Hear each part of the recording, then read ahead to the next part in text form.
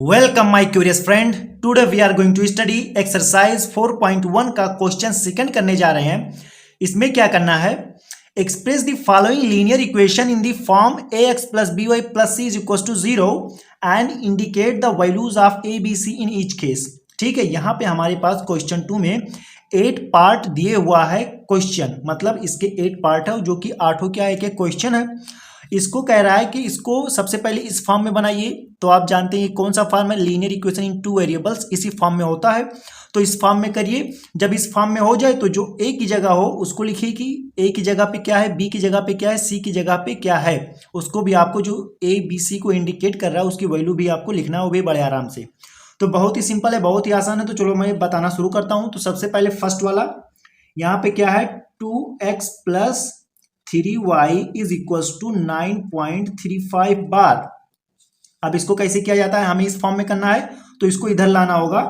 तो ये हो गया 2x plus 3y minus 9.35 bar is equal to 0।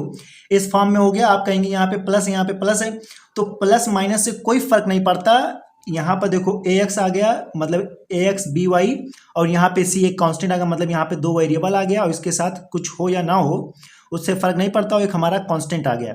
ठीक है, क्योंकि a एंड b की जगह पे 1 1 हो तो कोई दिक्कत नहीं होगा, 0 हो तब भी कोई दिक्कत नहीं है, और हमारा कांस्टेंट मतलब इस फॉर्म में लगभग आ गया है। तो आप कहेंगे नहीं यहाँ पे प्लस है, उस तरह से कर दीजिए। तो मैं ये बता दूं, मतलब मैं कर तो दूंगा लेकिन इस तरह से भी है तब भी इसको माना जाता है, इसी के फॉर्म में है। तो कैसे किया जाता है, तो यहाँ पे आप कहेंगे 2x प्लस 3y, यहाँ पे प्लस ब्रैकेट में minus 9.35 bar is equal to 0। इस तरह से होता है। ठीक है, अब इस फॉर्म में हो गया ना, ये हो गया ax के फॉर्म में, ये हो गया by, और ये हो गया प्लस, और ये जो कांस्टेंट है वो माइनस 9.35, ये हो गया c इज इक्वल टू 0।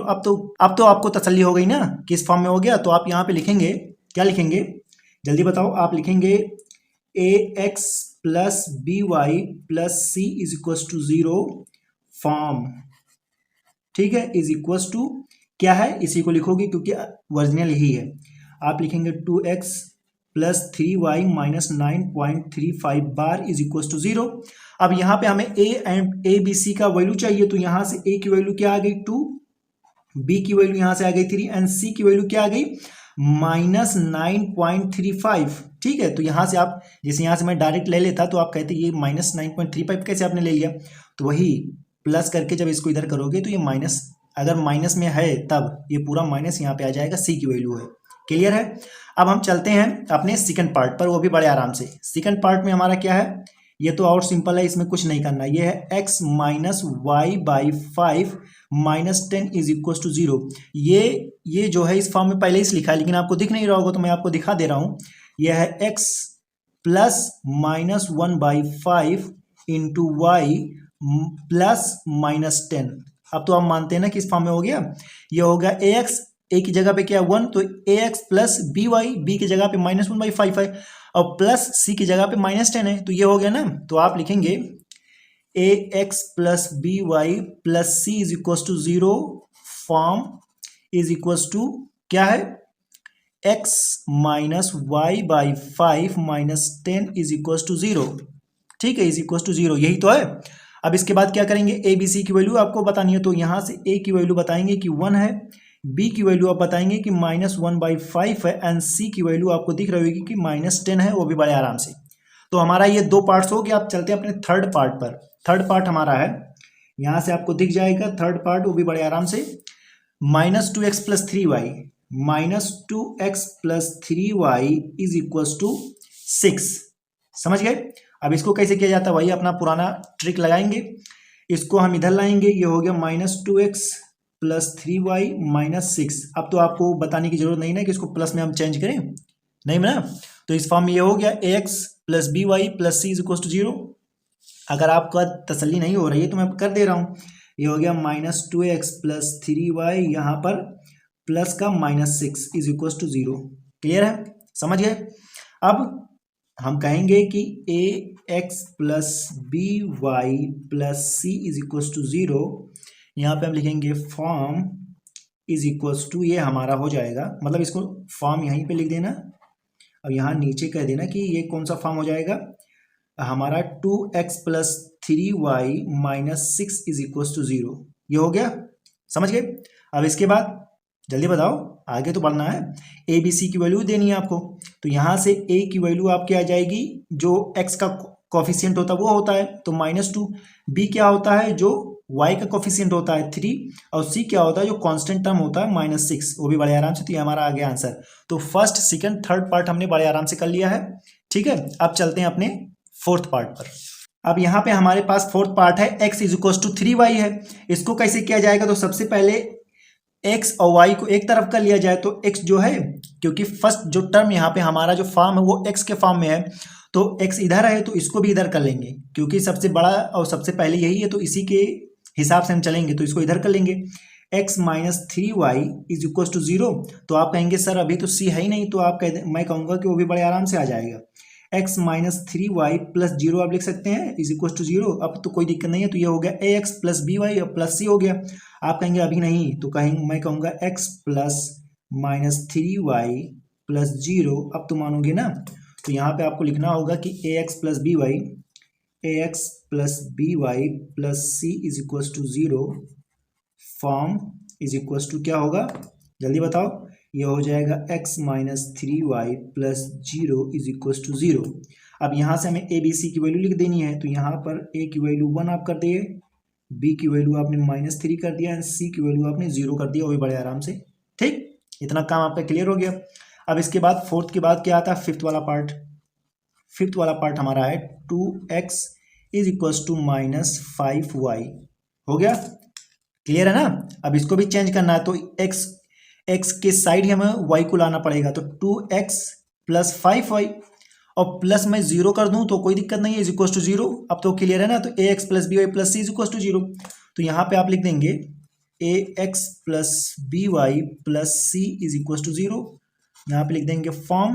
तो ये हमारा क्या आ जाएगा, जल्दी बताओ। ये हो जाएगा हमारा 2x + 5y + 0 = 0। ये फॉर्म हो गया।